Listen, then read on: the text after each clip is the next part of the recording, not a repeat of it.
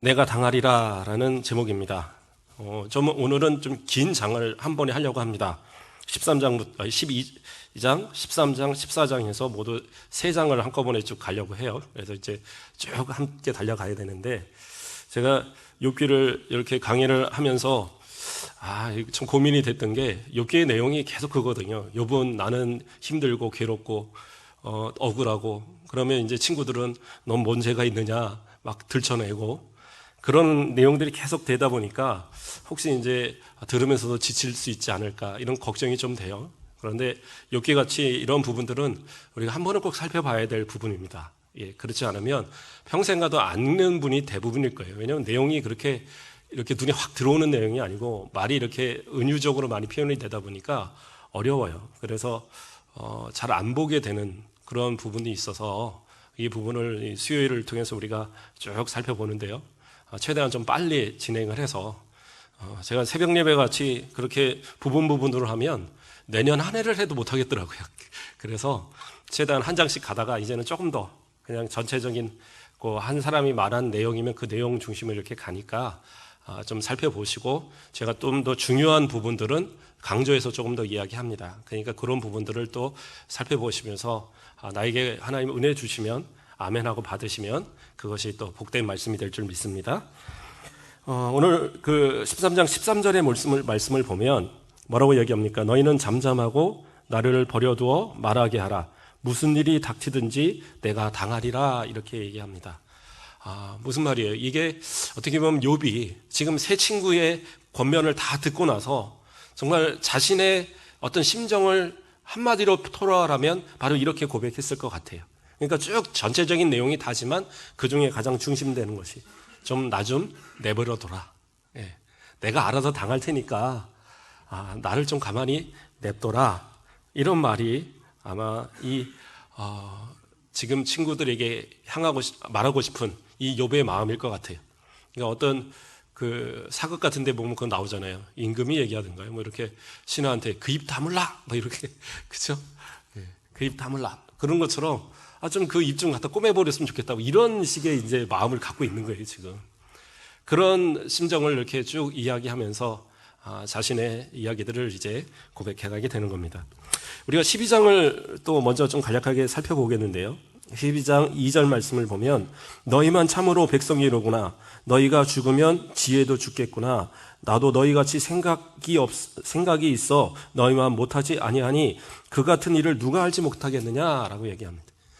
그러니까 욥은 생각하기에 친구들의 지금 이제까지의 권면이 그 정도 지식은 나도 잘 알고 있다라는 거예요.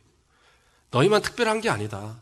이미 나는 어떻게 보면 너희보다도 훨씬 더 많은 지식을 가졌다라고 얘기하는 거예요. 그도 그럴 것이 엘리바스나 빌닷이나 소발이나 이 세 사람들이 하나같이 이 욥보다는 나이가 약간 더 많은 그런 사람들로 보거든요. 엘리바스 같은 경우는 아버지의 나이와 비슷한, 그러니까 적어도 한 30, 40살은 더 위의 사람이란 말이에요.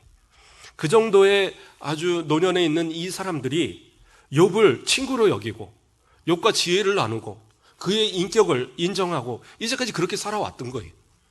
그러니까 그 정도로 이렇게 인정을 받을 정도라면 욥은 결코 그렇게 쉽게 손가락질 당할 만한 그런 존재가 아니에요. 그리고 어떻게 보면 그 전에는 이 세 친구들을 향하여 이렇게 조언해주고 권면해줬던 그런 모습일 수 있을 거예요. 근데 지금 이러한 고난을 당하고 어려움을 당한다고 거기다 대놓고 손가락질을 하는 그 모습을 볼 때 너무나도 이제 어떻게 보면 기가 찬 거죠. 그 정도의 지식은 나도 안다. 나도 아는데 지금 그러한 상황이 나에게는 맞지 않는 거다라는 걸 이야기하는 거죠. 때로는 그래요.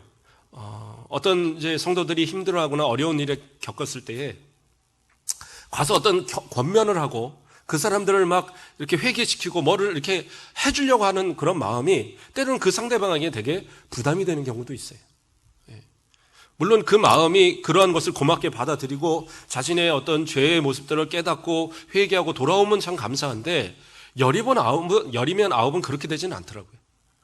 가서 뭐라고 말 한마디만 던지기 시작하면 벌써 막 그냥 분에 이렇게 헤맵니다. 예전에 제가 아는 어떤 형님이 좀 큰 죄를 좀 잘못을 범한 적이 있는데 제가 만나서 이렇게 이야기를 좀 나누려고 하니까 제일 첫 마디가 뭐냐면 너도 나한테 욕하려면 욕해 그러더라고요. 그 말이 되게 아팠어요, 마음이. 왜요? 다른 사람들도 다 나한테 욕했으니까 너도 나 욕하고 이걸로 끊으려면 끊어라. 그 말이 너무 아프더라고요. 모든 사람이 다 자기한테 손가락질만 했던 거예요. 그도 그럴 것이 손가락질 당할 만한 일을 했거든요. 그런데 그것이 어떤 말보다도 제가 한 30분을 같이 울었거든요. 그러고 나니까 마음이 풀리더라고요. 그래서는 미안하다. 내가 너한테 진작 말하지 못하고 이렇게 될 때까지 이야기하지 못해서 미안하다. 저보다 나이가 많으신 형님인데 그렇게 얘기를 하더라고요. 마음은 그런 것 같아요. 성도들도 그런 것 같습니다. 목사님이라고 전화해서 맨날 왜 안 오세요? 또는 왜 그렇게 신앙생활 하세요? 이럴 수는 없잖아요. 제가 또 예전에 한 교회에 있을 때에 제가 그 교회 처음 갔을 때 저를 되게 반겨주시던 그런 그때는 이제 교육부서를 맡는 교육목사였는데 그 교육부서를 맡을 때 거기서 저를 되게 반겨주셨던 그 집사님 한 분이 어느 날 갑자기 교회를 안 나온다는 거예요. 근데 저한테 불만이 있어서 그런 건 아니고 교회와 어떤 성도들 간의 문제 가운데 이제 교회를 옮겨야 되겠다는 마음을 가졌다는 거예요. 근데 평소에 이제 고집이 워낙 센 사람이라 그 마음이 변하지 않을 거라고 다른 사람들이 다 포기를 하고 있더라고요. 그래서 저희가 그냥 모른 척 할 수는 없잖아요, 교사인데. 그분이 이제 가게집을 하는데 그냥 다른 한 분 혼자 가긴 그러니까 다른 한 분 집사님 교사 하나를 데리고 이제 가서 그 쪽방이 하나 있어요, 안에. 거기에서 앉아갖고 한 시간인가 그냥 앉아 있었어요. 앉아 있고 손님 오면 손님 받으시라고 그러고 들어오면 또 딴 얘기만 계속 하고 그 왜 안 나왔냐, 왜 딴 데 가려고 그러냐 이런 얘기도 안 하고 그냥 딴 얘기만 했어요. 그냥 괜찮은 어떻게 아들은 요즘 공부 잘하냐고 그러고 이런 얘기 하고 쭉 군대 간 아들은 괜찮게 잘 있냐 이런 얘기만 한참 하다 보니까 한 시간 거의 다 될 쯤에 저한테 그러더라고요. 목사님 저 가지 말라고 오신 거죠? 그러더라고요. 뭘 물으세요? 그랬더니 알겠습니다. 제가 목사님 계실 동안은 다시는 나간다는 소리 안 하겠습니다. 그렇게 얘기하더라고요. 그래서 제가 거기서 한 3년 반 정도 있었거든요. 그 공부하는 동안에 좀 있게 돼서 그랬을 때 그 분이 진짜 저한테 잘하셨어요. 그리고 교회에서 충성되게 잘 헌신하고 때로는 그런 것 같더라고요. 말로는 얼마든지 할 수 있죠. 이러시면 안 돼요. 교사가 돼서 이러면 됩니까? 모범이 돼야죠. 교회에서 이렇게 오랫동안 신앙생활 한 분이 이래서는 됩니까? 할 수 있어요. 그런데 그냥 같이 있어주는 거로만 해도 그렇죠? 어차피 내가 말한다고 말로 변화될 사람은 아니니까 그냥 있어만 줬어요. 그러니까 자기 생각에 내가 나간다고 안 하면 교회 간다고 안 하면 아주 몇 시간이라도 버티겠구나 생각이 들었는지 포기하고 알겠습니다 그러더라고요. 그래요. 때로는 그 옆에 있어주는 것만 해도 마음이 풀려질 때가 있어요. 차라리 그게 어떻게 보면 더 좋은. 그러니까 이 세 친구들이 차라리 그렇게 처음 울어줬던 것처럼 한 일주일 동안 그렇게 울어줬던 것처럼 그냥 그 상태로만 했어도 여보는 위로가 됐을 거예요. 그러나 뭔가를 고치겠다고, 그렇죠? 소뿔을 고치겠다고 하다 보면 소를 죽인다는 말이 있잖아요. 그런 것처럼 오히려 욥의 마음을 더 격동시키는 그러한 원인이 되기도 했다는 사실입니다. 그러니까 이 욥은 친구들의 그런 어떤 겉면에 대해서 더 이상 귀를 막아버리고 별일을 하지 않습니다. 그 4절부터 6절 말씀을 보면 거기서는 어떤 내용이 나옵니까? 4절 말씀에 보면 하나님께 불러 아뢰어 들으심을 입은 내가 이웃에게 웃을거리가 되었으니 의롭고 온전한 자가 조롱거리가 되었구나 라고 얘기하면서 자신의 지금의 이런 상황을 한탄하고 있어요. 그러니까 이웃에게 조롱거리가 된다는 건 무슨 얘기예요? 지금 친구들이 자신을 조롱하고 있다고 보는 겁니다. 친구들의 생각은 자꾸 욥에 대해서 무슨 죄가 있냐, 잘못이 있냐 이런 것을 자꾸 휘벼 팔려고 그렇게 생각을 하고 있습니다. 그래서 지금 너의 잘못된 모습, 지금 이렇게 망가진 이 모습은 너의 죄 때문인 것이야. 그러니까 회개해. 아주 쉬운 말이죠. 그런데 욥은 너무나도 힘들었던 거예요. 그러니까 우리는 삶에 있어서 자꾸 착각할 때가 있어요. 내가 신앙생활 잘하면 무조건 돈 많이 벌고 내 자식들이 무조건 높은 어떤 위치에 올라가고 내가 계획했던 일이 그냥 되는 것이 아니라 30배, 60배, 100배로 막 뻥튀기가 되고 이것만을 항상 기대하고 이것이 내게 축복이라고만 생각하거든요. 그러나 때로는 하나님의 계획은 그것이 아닐 수도 있는 거예요. 오히려 내게 있어서 지금 고난이 나에게 유익이 될 수도 있는 거예요. 어떤 분들은 돈이 없을 때는 열심히 충성하다가 돈이 생기기 시작하니까 집이 50평이 되고 100평이 되니까 그 다음부터는 교회 다니는 사람이 미련해 보이더라는 거예요. 그리고 신앙생활을 하지 않는 사람들이 있어요. 그러면 그 사람들에게는 돈이 결코 복이 되지 않은 거예요. 어떤 사람은 높은 지위에 올라가서 그것이 대단하다. 그런데 차라리 교회에서 화장실 청소하고 충성하고 봉사했을 때는 괜찮아요. 그랬던 모습이 자신이 높은 위치에 올라가겠다 마음 먹고 세상과 타협하고 하나님의 뜻에서 벗어난 행동을 하니까 결국에 어떻게 해요? 손가락질 당하는 그런 대통령도 되더라는 거예요. 하나님 앞에서 내게 주어지는 이 상황을 단순히 그냥 물질은 축복, 지금의 고난은 저주 이렇게 생각하지 말라고요. 지금 욥은 친구들이 그것을 이해하지 못하는 것이 너무나도 마음이 아팠어요. 오히려 어떻게 보면 좋아요. 회개하지 못하고 그저 막 부가 넘치고 그저 잘 먹고 잘 사는 그런 모습만 보이는 그런 사람들, 교회를 다닌다고 말하면서도 단 한 번도 내 입술에서 회개의 목소리가 나오지 않았다면 그게 과연 축복일까 한번 생각해 보길 바랍니다. 과연 내 입술에서 주님 앞에 어떤 모습으로, 욥은요 그렇게 부와 명예를 권세를 가졌음에도 불구하고 혹시라도 죄 지었을까 봐 회개하고 막 그것을 어떻게든 막 자식들을 위해서 제사 드리고 그러면서까지 신앙을 지켰던 모습이에요. 그런데 지금 내가 가진 것 때문에, 지금 내가 누리고 있는 것 때문에 하나님 앞에 기도하지 못하고 하나님 앞에 회개하지 못하고 하나님 앞에 정말로 내가 죄인인 것을 드러내지 못한다면 그러면 그 사람은 어떤 모습이겠냐는 거예요. 야고보서 5장 5절에는 그런 말씀을 합니다. 너희가 땅에서 사치하고 방종하여 살육의 날에 너희 마음을 살찌게 하는도다. 이게 뭐예요? 소나 돼지들 결국에 키워서 어떻게 해요? 도살장에 끌고 갈 날이 있다라는 거예요. 그래서 그 날을 위해서 그냥 막 살만 찌우듯이 너희 지금 그렇게 하고 있다라고 그렇게 경고하는 말씀이에요. 우리가 그런 모습이 돼서는 안 되지 않습니까? 마지막 심판 때에 심판의 자리가 아니라 상급의 자리, 축복의 자리, 하나님께서 맞으시는 은혜의 자리가 돼야지, 그렇죠? 마치 도살장에 끌려가는 그러한 소나 그 돼지처럼 그저 그냥 그 심판을 기다리는, 그러한 칼날을 기다리는 그러한 짐승과 같은 삶을 살아서는 안 된다라는 사실이. 욥은 자신은 도저히 이해할 수 없었지만 그러나 친구들의 말도 인정할 수 없었어요. 죄로 인해서 이러한 고통이 무조건 온다면 그러면 너희들도 결국엔 그 고통 가운데 너희도 자유로울 수 있느냐, 이것을 지금 던지고 있는 거거든요.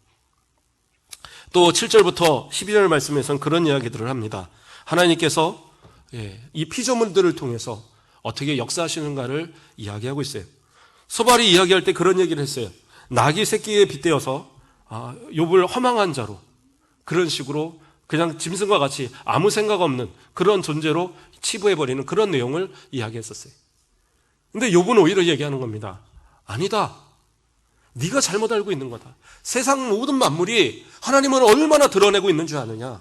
그러니까 좀 어려운 얘기로 하면 일반 계시, 자연 계시, 우리 보통 이렇게 얘기를 합니다. 그렇죠? 교리적으로. 그런데 간단한 얘기예요. 세상 모든 만물도 하나님을 다 드러내고 있더라는 거예요. 그런데 누구만이, 사람만이 죄로 눈이 어두워서 모를 뿐이지, 그들이, 나귀가, 무슨 짐승이 그 하나님을 모른다, 그거 아니다라는 거예요. 그렇죠?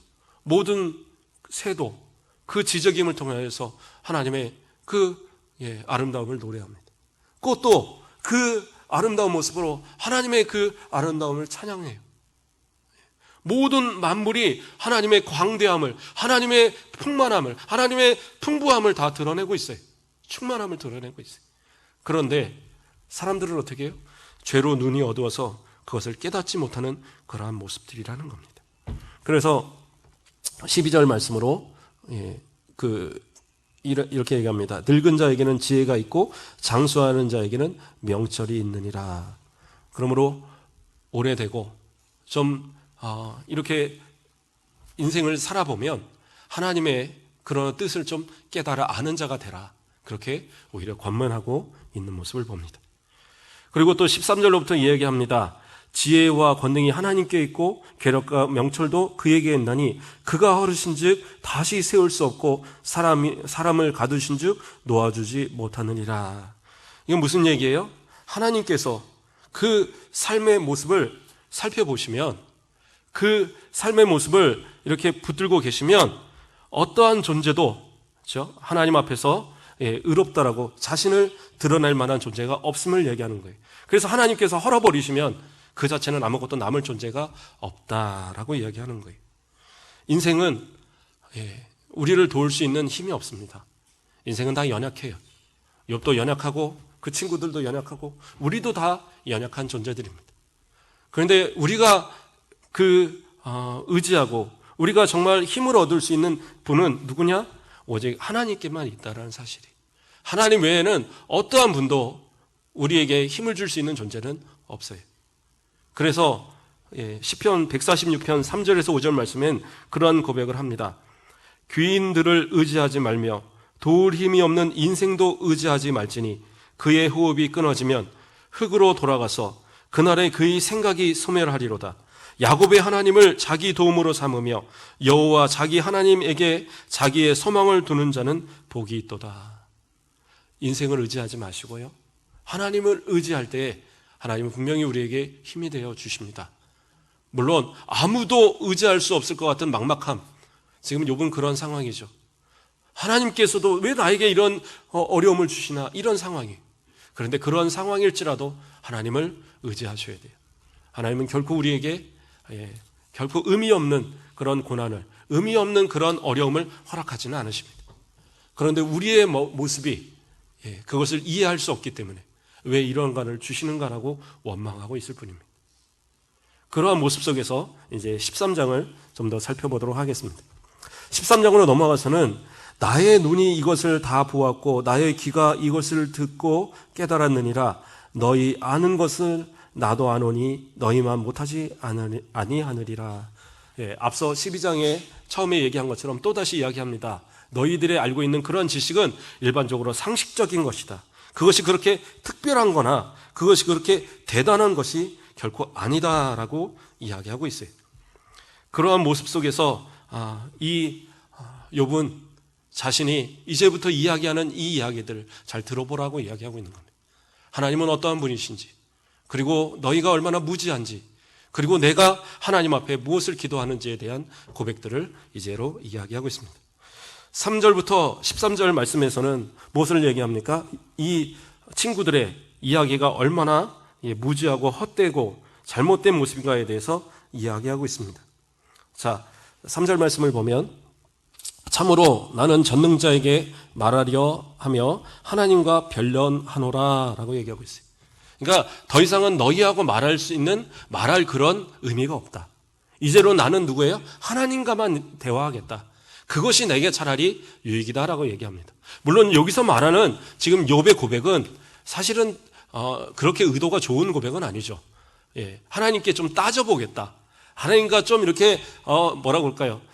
재판에서 이렇게 시시비비를 이렇게 가리듯이 그런 가려보겠다, 이런 의미예요. 그런 고백이지만, 그러나 의미상으로는 사실은 맞는 얘기예요. 우리가 세상 어느 누구하고 해서 답을 찾으려 한다고 찾아지는 거 아니라고 그랬죠.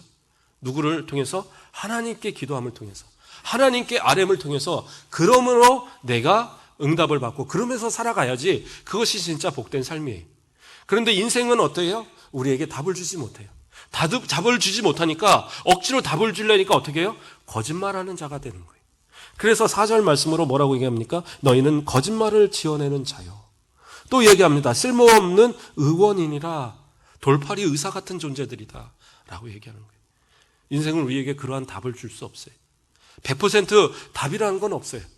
수학처럼 1 더하기 1은 2다, 그런 개념은 없어요. 인생은 다 상대적인 게 많아요. 그런데 하나님께서는 어떻게 해요? 우리에게 가장 복된 길, 형통의 길, 우리가 꼭 필요한 그 과정 속에서 때로는 고난도 주시고 때로는 그것을 이겨내기도 하시고 때로는 복도 주시는 그 은혜의 역사함이 우리 가운데 있다는 거예요. 그러면 우리는 사람을 의지하지 말고 하나님을 의지해야 된다라고 이야기하고 있는 겁니다.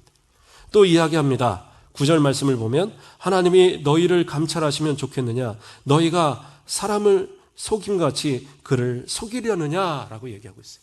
그러니까 친구들의 지금 말들이 다 하나의 속임수밖에 되지 않는다.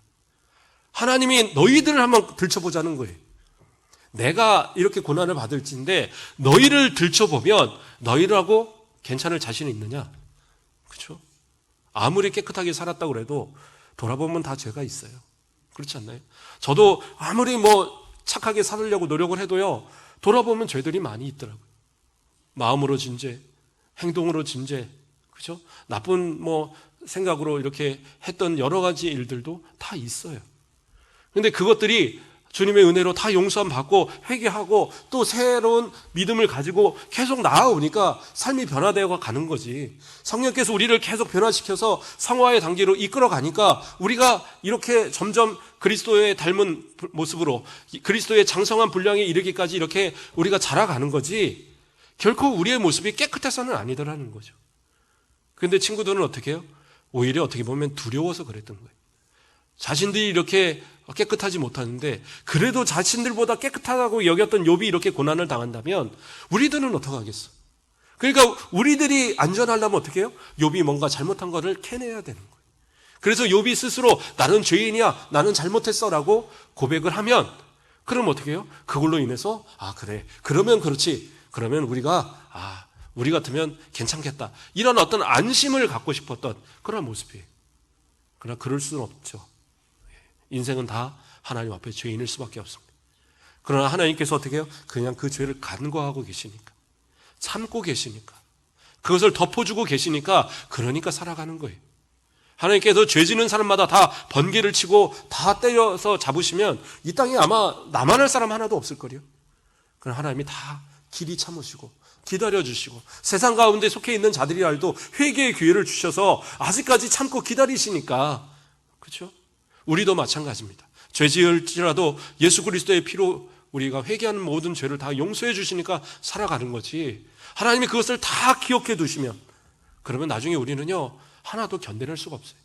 좀 미리 좀 살펴봅니다. 14장 그 뒤쪽에 쭉 내려가면 그런 고백이 나옵니다. 어떤 말씀이 나오냐면요, 하나님께서 그 자신의 그 17절 말씀에 주는 내 허물을 주머니에 봉하시고 내 죄악을 싸매시나이다 라는 얘기가 나와요. 이 말씀이 무슨 얘기냐면 내 죄와 내 허물을 하나님께서 다 보관하고 계신다는 거예요. 근데 이것을 이제 어떻게 보면 좋은 쪽으로 해석하면 하나님께서 내 죄하고 내 허물을 다 싸갖고 어디다가 다 숨겨놓으시고 나를 용서하시나 보다. 근데 그 얘기가 아니에요. 왜냐하면 그 뒷절을 보면 17절 뒤에를 보면 18절 말씀으로 무너지는 산은 반드시 흩어지고 바위는 그 자리에서 옮겨지고 물은 돌을 닳게 하고 넘치는 물은 땅에 티끌을 씻어 버리나이다. 이와 같이 주께서는 사람의 희망을 끊으시나이다. 사람의 희망을 끊으시나이다 라는 얘기를 해요. 그러면 이거는 희망적인 얘기가 아니잖아요. 무슨 얘기예요? 죄와 허물을 가만히 이렇게 쌓아뒀다가 나중에 심판대에 가서 다 드러내서 이것으로 심판하실 하나님이시라고 고백하고 있는 거예요. 그러면 그때 가서 과연 남아 있을 만한 존재가 누가 있을까? 그런 고백을 하는 거예요. 인생은 다 그러한 모습입니다. 그런데 그것을 알지 못하는 이 욥의 친구들은 오히려 욥을 향하여 손가락질하며 자신의 의를 드러내려고 그렇게 했던 모습들이에요. 우리도 우리의 죄에 있어서 솔직해질 필요가 있습니다. 솔직하지 못하고 자꾸 나를 의로운 것처럼, 나는 정결한 것처럼, 나는 깨끗한 처럼, 내가 하면 그런 거 있잖아요. TV에서 보면 내가 하면 로맨스고 남이 하면 불륜이고, 그런 마음 가져서는 안 돼요. 내가 해도 죄고 남이 해도 죄인 거예요. 내가 한다고 해서 정결한 거 아니에요. 저도 그런 게 그렇더라고요. 사람이 어떤 잘못을 할 때 이것을 절대 해서는 안 돼라고 생각을 하다가도요, 그거 한번 해보면 그렇게 나쁜 게 되지 않더라고요. 그렇죠? 거짓말도 처음에 하면 거짓말하면 절대 안 돼. 그런데 거짓말을 한두 번 하다 보면 거짓말한다고 크게 피해되는 거 없거든요. 작은 거짓말들은 그냥 오히려 내가 거짓말 잘해서 나는 이렇게 잘 위기도 모면해, 자랑도 하는 사람도 있어요. 그런데 그것도 하나님 앞에 죄란 말이에요. 더 큰 죄들도 처음에는 이게 죄인지 모르고, 깡패들이 처음부터 다른 사람들 때리고 다녔겠어요? 아니에요. 처음에는 남도 아마 벌레 하나도 못 죽이던 어린아이였을 거예요. 그런데 점점 한 사람을 때리고, 또 내가 당하지 않으려니까 또 때리고, 그러다 보니까 깡패도 되고 사람도 죽이고 살인자도 되고, 그런 사람의 모습이 되어지더라는 거예요. 하나님 앞에 우리의 모습이, 죄된 인간의 모습을 철저하게 다 드러내고 솔직하게 나는 죄인입니다, 하나님 앞에 나는 진짜 죽을 수밖에 없는, 죄의 허물로 죽을 수밖에 없는 죄인입니다, 다 고백하면, 예수 그리스도의 피로 하나님 앞에 씻은 바 되어지면, 아무리 큰 허물과 죄를 가졌지라도 그것이 어디에 이렇게 보관되는 것이 아니라 하나님께서 어떻게 다 잊어버리시고 다 간과해 버리시고, 우리가 천국 가서 주님의 그 앞에 섰을 때에는 모두가 다 천국의 그 귀한 상급, 그 천국의 아름다운 그 자리를 나의 것으로 주시는 복을 누리게 될 거라는 사실입니다. 그러므로 주님 앞에 솔직하게 우리의 모습들을 다 드러내는 저와 여러분 되시길 주님으로 축복합니다. 3장 20절부터 또 이 욥은 그러한 고백을 합니다. 오직 내게 이 두 가지 일을 행하지 마옵소서. 그리하시면 내가 주의 얼굴을 피하여 숨지 아니하리다 라고 얘기합니다. 이제부터 욥이 14장까지 이어져서 자신의 기도의 내용들을 이제 쭉 이야기하고 있어요. 이제까지는 친구들에 대한 대적의 이야기였다면, 여기서부터는 하나님께 대한 자신의 간구. 무엇을 구합니까? 더는 징계하지 마시고 두려움도 두지 말아달라라는 고백을 합니다. 왜냐하면 이 두려움과 이 징계 때문에, 징계에 대한 두려움 때문에 하나님 앞에 할 말을 자기가 다 못하고 있다는 거예요. 그러니까 징계하지 마시고 또 두려움도 내게 주지 않으시면 저는 하나님 앞에 제 말을 다 했으면 좋겠습니다. 솔직하게 다 물어보고 다 속 시원하게 다 답을 들었으면 좋겠습니다. 이런 고백을 해요. 맞아요. 하나님 앞에 나올 때는 두려워하지 마셔야 돼요. 징계도 두려워하지 마셔야 돼요. 그게 옳은 모습이에요. 왜요? 우리는 예수 그리스도의 피로 다 용서받은 자들이잖아요. 하나님을 아버지라고 부르는 자들이잖아요. 그러면 이 세상에서 더 이상은 염려하거나 더 이상은 두려워할 이유가 없어요. 하나님 앞에서 하나님 나를 혼내시는 거 아니야? 나를 때리시는 거 아니야? 그렇게 생각하지 말라는 거예요. 부모에게 뭔가 잘못을 했어요. 그러면 어떻게 해야 돼요? 가서 혼나야 되잖아요. 내가 그게 혼나는 게 두렵다고 부모를 피해서 짐을 싸들고 집을 나가버리면, 그러면 어떻게 돼요? 그 인생은 더 망치는 거예요. 제가 어려서 가출을 한번 한 적이 있습니다. 목사님이 가출을 했다니요. 딱 2시간. 우리 어머니가 제가 뭔 잘못을 했다고, 뭔 잘못을 했는지 기억이 안 납니다. 하여튼 어머니가 화가 나시니까 가서 집에 찾아보니까 때릴 만한 게 없으니까 가서 회초리 하나 끊어와 그러셨어요. 그래서 쌀이대 하나를 끊어오라고 하시는데, 저 뒷동산에 가면 쌀이대들이 있어서 가서 쌀이대를 하나를 딱 꺾어서 생각하니까 내가 이렇게 맞을 바에는 집을 나가겠다. 초등학교 한 4학년 때 이야기입니다. 한 3학년 때인가? 그러고는 이제 그냥 갔어요. 그래서 친구들하고 막 놀다 보니까 한 2시간 지나니까 해가 막 질려고 해요. 그러니까 친구들이 다 집에 가버리는 거예요. 그러니까 혼자서 뭘 어떻게 할 방법이 없더라고요. 그래, 집으로 돌아가야지. 맞더라도 돌아가야지 하고 이제 나뭇가지 하나 또 이제 제일 약한 걸로 하나 끊어갖고 집으로 돌아갔어요. 어머니는 벌써 다 잊어버리시고, 너희 밥도 안 먹고 어딜 가 있냐? 빨리 와 밥 먹어라. 그리고 잊어버리셨더라고요. 그렇잖아요. 어느 부모가 자식을 진짜 무슨 죽일 죄 졌다고 갖다 죽이려고 하는 부모가 어디 있겠어요? 올바로 살으라고, 정말 착하게 크라고, 정말 부모의 뜻에 합당한 자녀로 잘 가라고 그렇게 해서 징계하는 거잖아요. 그러니까 그 징계는 두려워할 이유가 없어요. 오히려 하나님 앞에 그 징계 받는 것을 감사해 받는, 징계 받는 것은 내가 하나님의 자녀라는 증거가 되는 거예요. 빌립보서 4장 6절 말씀에 그런 이야기를 합니다. 아무것도 염려하지 말고 다만 모든 일에 기도와 간구로 너희 구할 것을 감사함으로 하나님께 아뢰라. 하나님께 두려워할 이유도 없고 걱정할 이유도 없고 근심할 이유도 없고 하나님께 염려하지 말고 맡기라는 거예요. 하나님 이거 들어주실까? 그런 생각도 하지 말고 맡겨버리세요. 그 다음부터는 하나님이 역사하시는 거예요.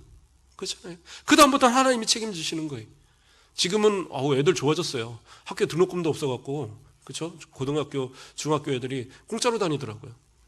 어쩐지 통장에 돈이 안 빠져나가더라고요. 그래서 보니까 요즘에 먹는 것도 다 공짜래요.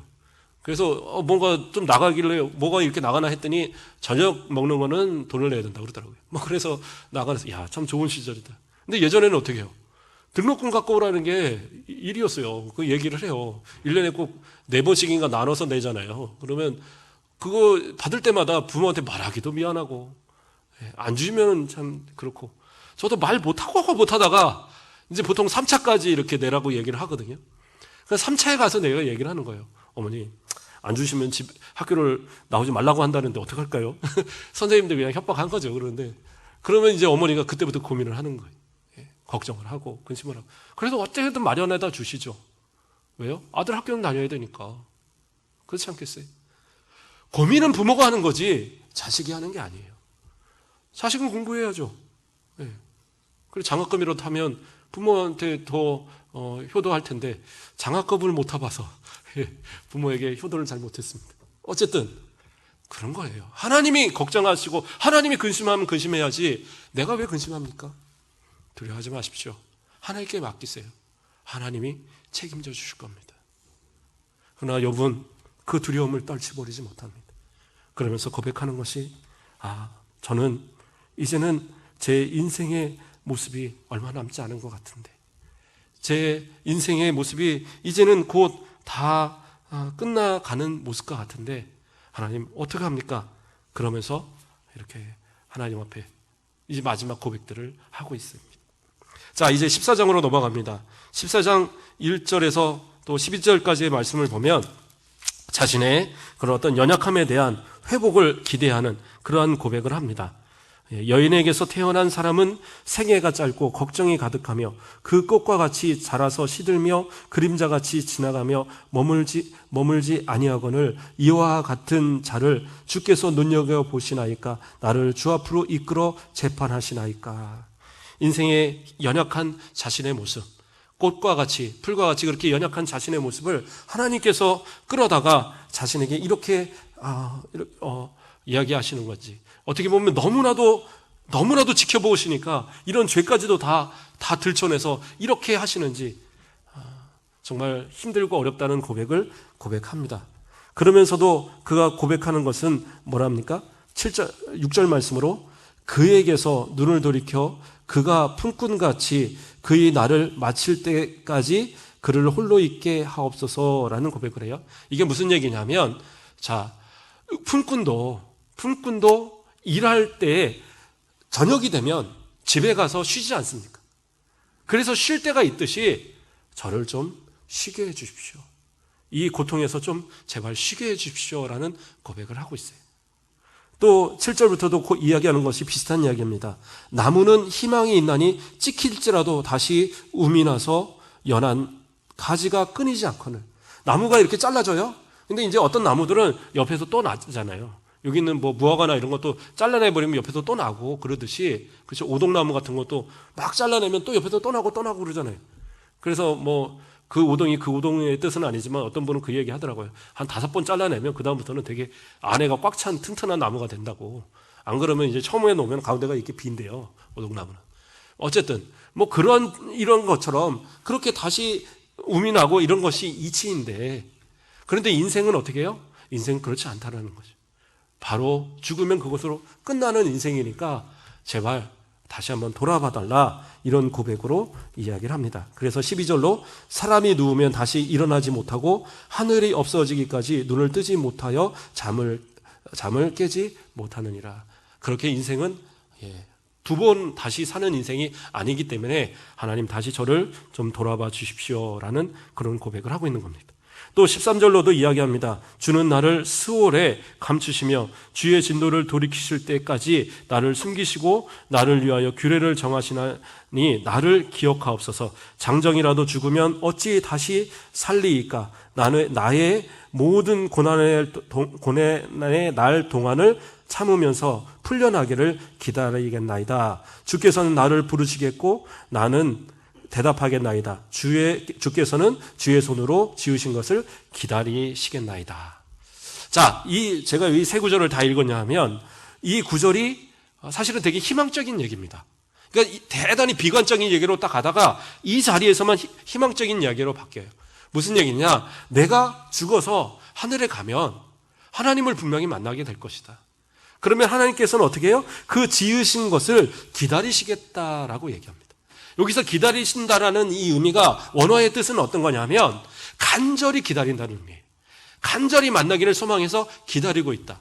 그러니까 하나님께서 그 지으신 피조물을, 다시 말해서 인간을, 그가 와서 하나님을 다시 대면해서 하나님께서 그를 맞아주시고자 하는 그런 마음이 하나님께 있다라고 고백을 하는 거예요. 그러니까 자신이 그래도 희망을 갖는 것은 하나님 앞에 가면 하나님 저 맞아주시겠죠? 하나님께서는 저 분명히 맞아주실 거예요? 라는 고백을 하고 있어요. 그런데 이 희망은 잠시입니다. 그 뒤로 다시 또 고백하는 것이 뭐냐면 그런데 생각을 해보면 어떻게 해요? 20절 말씀으로 가면 주께서 사람을 영원히 이기셔서 떠나게 하시며 그의 얼굴빛을 변하게 하시고 쫓아보내시오니 그의 아들들이 존귀하게 되어도 그를 알지 못하며 그들이 비천하게 되어도 그를 깨닫지 못하니이다. 하나님께서 그렇죠? 완전히 그 희망을 끊어버리시고 그의 삶을 완전히 멸해보심으로 인생은 더 이상 소망이 없고 또 자신의 후손들도 자신이 어떻게 살았는지 아무도 기억하지 못하는 그러한 부질없는 인생의 말로가 되고 말 것이다. 그런 고백을 하고 있어요. 그러니까 영적으로도 육적으로도 결국에 지금으로서는 아무런 희망이 없다.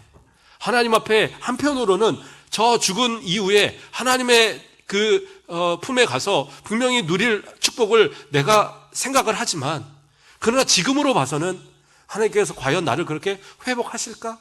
나를 그렇게 다시 돌이키실까? 또 이 땅에서 내가 이렇게 사라지면 나의 후손들은 나를 기억이라도 할까? 그런 어떤 절망 속에서 마지막에 고백을 하고 있는 거예요. 그래서 마지막 22절로 이제 고백을 합니다. 다만 그의 살이 아프고 그의 영혼이 애곡할 뿐이니이다. 지금에 남아있는 것은 아픔과 애곡밖에 없다라는 고백을 하는 겁니다. 제가 막 중간중간 넘어가면서 해석을 해서 좀 연결이 약간 끊어지는 부분도 있는데요. 전체적으로 다시 한번 이야기를 하면 욥은 어떤 마음이었느냐? 친구들의 말은 분명히 잘못됐어요. 친구들의 말은 분명히 잘못됐는데 그렇다면 자신이 옳다라는 걸 증명해야 되는데 하나님 앞에 설 때에 자신도 옳다라고 자신할 수는 없는 거예요. 하나님께서 자신의 아주 숨은 죄, 어렸을 때 죄까지 다 드러내서 그 허물과 죄를 다 이렇게 봉해 두셨다가 싹 드러내갖고 자 봐라 너 이렇게 죄인이잖아 라고 말하면 그렇게 했을 때는 자신도 자신이 없다라는 거예요. 그러나 일반적인 다른 사람들에 비해서는 그래도 내가 하나님 앞에 말할 만한 자격이 있지 않는가 그런 고백을 하고 있어요. 나중에 천국에서 누리는 그런 축복도 기대해 보지만 그러나 이 땅에서도 회복의 역사가 있었으면 좋겠습니다라는 고백. 더 나아가서는 어떤 고백입니까? 하나님께서 나를 통해서 정말 이 땅에서도 다시 한번 그러한 나무가 잘려나도 새움이 돋아서 새로 이렇게 피어나듯이 저도 그러한 회복의 역사가 있었으면 좋겠습니다. 이런 고백들을 하고 있는 거예요. 그러나 그의 마지막 고백처럼 도저히 이 오랜 고난 가운데 이겨낼 수 없어서 그의 고백은 뭡니까? 나에게서는 애곡밖에 없고 아픔밖에 없고 슬픔밖에 없다라고 고백하고 있습니다. 자, 이 고백이 저는 이 욥의 고백이 우리에게 있어서 많은 생각을 하게 할 줄 압니다. 고난이 올 때에 많은 사람들이 이 고난의 것이 언제까지 연장될지 아무도 자신이 없기 때문에 그 안에 있을 때는 도저히 끝을 모를 것 같고 그래서 인생을 절망하는 이들이 많아요. 그렇죠? 연인들 가운데 그렇죠? 젊은 연인들 둘이서 막 양쪽 부모가 반대하고 우리는 우리끼리 사랑해 주세요. 요즘엔 그냥 자기들끼리 잘 사는데 옛날에는 부모 반대한다고 둘이서 와서 목숨 끊는 애들도 있잖아요. 그런데 인생 한번 돌아보세요. 그냥 다시 나면 옛날에 그때 그렇게 사랑했었지. 그래 그런 남자가 있었지. 그리고 그냥 추억을 남는 거지. 그때 왜 그렇게 목숨을 맸나 이런 생각하게 되거든요. 내가 정말 힘들었던 어떤 상황들 그러나 지금 다 회복되고 나면 그건 아무것도 아니잖아요. 정말 목마를 때 그렇죠? 목말라 막 죽을 것 같아요. 근데 내가 물을 벌컥벌컥 물을 다 마셨어요. 그러고 나서 가람이 헤어졌어요. 그러면 내가 목마를 때의 기억이 납니까? 목마를 때 죽을 것 같은데 물을 항상 내가 매달고 다녀야 되는데 이런 사람 없잖아요. 배고프면 어떻게 돼요? 요즘엔 그런 게 없지만 어렸을 때 학교 갔다 집에 오다 보면 막 놀다 들어오다 보면 막 속이 쓰릴 정도로 배고플 때가 있어요. 뭐 그런 거 모르시나요? 제가 워낙 소화력이 좋아서 그랬는지 몰라도 집에 가는 길을 먹에 너무 배가 아픈 거예요. 막 찌르듯이. 그래서 집에 가서 밥 한 숟갈 먹으면 언제 그랬는지. 예. 어렸을 때는 이제 그런 게 있더라고요. 아무리 배고파도 먹을 것으로 내가 풍족해지면 가난했을 때, 배고팠을 때의 기억을 잃어버리게 되는 거예요. 지금의 모든 고난, 좋아요. 주님 만나는 그 순간 직전까지 고난을 당한다고 할지라도 주님 앞에 간다고 했을 그때에 누릴 저 영원한 천국을 기대한다면 그때는요, 더 이상은 이러한 고난도 기억조차 나지 않을 거예요. 어쩌면 그래 그때도 그럴 대로 재밌었어, 그런 고백. 아마 우리 그 연세 많으신 분들 옛날 보릿고개 얘기하면서 그때 그래도 콩 한 쪽 날아 먹을 때가 재밌었지, 그렇게 기억하는 것처럼, 그때는 그렇게 싫었지만 지금은 추억으로 남는 것처럼 우리는 그럴 날이 분명히 있을 줄 믿습니다. 주님을 의지하고 끝까지 믿음으로 승리하시는 저와 여러분 되시길 주님으로 축복합니다. 사랑의 하나님,